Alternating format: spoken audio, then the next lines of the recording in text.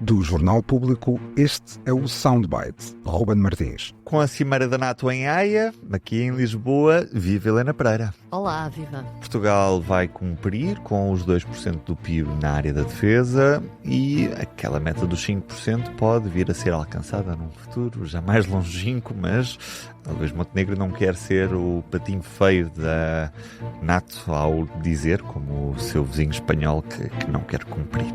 Vamos ouvir Luís Montenegro nesta Cimeira da NATO aos jornalistas. Nós não estamos no tempo de incumprir, nós não estamos no tempo de adiar os compromissos essenciais. Nós estamos no tempo de mostrar que estamos à altura da nossa responsabilidade. Helena Pereira, Portugal vai agora fazer um esforço para aumentar o seu investimento e gasto na área da defesa, cumprimento dos 2% do PIB já neste ano e um aumento para os 3% agora nos próximos anos.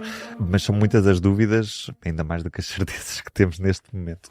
Parece-te que faz bem o governo português em aceitar este amém da NATO e do Donald Trump de que temos é que aumentar o investimento, seja lá à custa do quê? Pois é estranho, porque é estranho no sentido que a meta de 2% tinha sido combinada pelos vários países membros na Cimeira de 2014.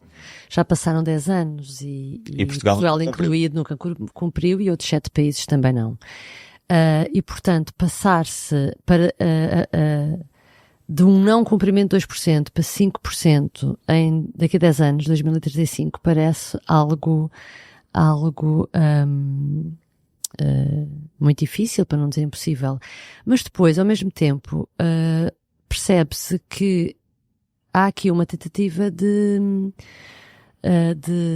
ir à calculadora, refazer os cálculos, não é? Para tentar chegar mais perto, contabilizando despesas que aqui há alguns anos, se calhar, não seriam consideradas estritamente militares, defesa. Porque agora o conceito, desde que dê para uma parte do uso civil e outra parte militar, então entra nas contas da defesa para a NATO. Bom, isto não se percebe bem. E pensei por acaso que esta quarta-feira Luís Montenegro aproveitasse na Cimeira da NATO para especificar melhor como é que isto vai ser alcançado.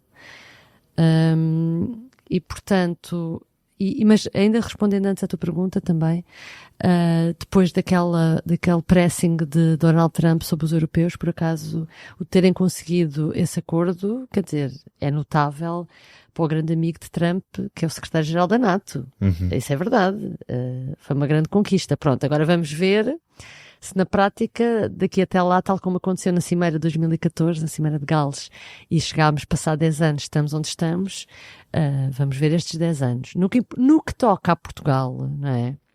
Há aqui tanta coisa ainda por explicar. Nomeadamente uma grande almofada que o governo diz ter para investir em defesa e que não se sabia bem que essa almofada existia, ou pelo menos que existia da maneira como está agora o governo a dizer que... O que nós sabemos é, atualmente o orçamento da defesa são 4.481 milhões e Luís Montenegro diz que vai subir em 6 meses, ou seja, de agora até ao final do ano, 1.000 milhões, vai acrescentar 1.000 milhões, sem retificativo. Ou seja, não há um reforço do Ministério da Defesa, porque os orçamentos são tetos aos ministérios, portanto, quer dizer que se não é preciso um orçamento retificativo, o dinheiro existe a algures, ou então há aqui algum... Como é que se diz? Alguma cativação? É. Não, alguma imaginação. Alguma imaginação. Contabilística. Que provavelmente vai acontecer, não é? Porque eu não percebo, não sou formada em finanças, não é? Em economia.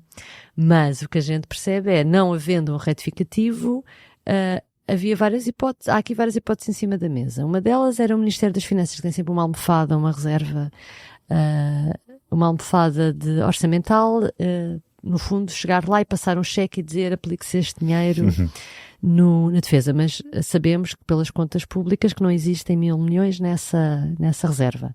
E depois aparece hoje quarta-feira também, Pedro Dominguinhos, que é o coordenador da Comissão de Acompanhamento do PRR, a dizer a confirmar uma coisa que nós também já tínhamos escrito, que é que parte do dinheiro do PRR que não está a ser aproveitado, ou seja, que o Governo não está a conseguir executar, porque há atrasos, que esse dinheiro não será, no fundo, desperdiçado, mas pode ser desviado para, lá está, investimentos civil-militar. E ele dá o exemplo de drones, e nós tivemos Luís Montenegro em Bruxelas a dizer que Portugal quer ser o grande fornecedor de drones para a Europa, e fala também de um avião que pode ter duplo uso. E, portanto, será que, com base, que estes investimentos por si só, ou seja, o Governo tenciona ir buscar os 1.000 milhões ao PRR, por exemplo? Eu não percebo, ou o Governo ainda não sabe, efetivamente. O facto de não ter respondido hoje e não ter clarificado leva a crer que o Governo ainda anda à procura dessas contas, anda a fazer, ainda não sabe ao certo exatamente como é que isso será feito. E depois há aqui outra dúvida que a minha colega Rita Cisa, nossa colega Rita Cisa, que estava lá na Cimeira da NATO, notava, que é, a determinada altura, Luís Montenegro calcula o dinheiro que é preciso pôr até final do ano para atingir os 2% em 1.000 milhões de euros. E 1.000 milhões de euros, no fundo, o cálculo de acordo com o crescimento do PIB, porque os 2% não é do PIB, é do crescimento do PIB, é mais do que 1.000 milhões, é cerca entre 1.300 e 1.500. Ou seja, se houver uma perspectiva de crescimento em baixa em relação àquilo que o Governo inicialmente previa, o que se tem que pôr na defesa é menos. E, portanto, este número também levanta aqui algumas dúvidas. E o que parece é que esta semana, em declarações ao público, o Ministro da Defesa não clarificava como é que isso ia ser feito, mas dizia que não era possível maquilhar as contas, porque essas contas seriam sempre sindicáveis pela NATO. E, portanto, no fundo, não se podia enganar a NATO.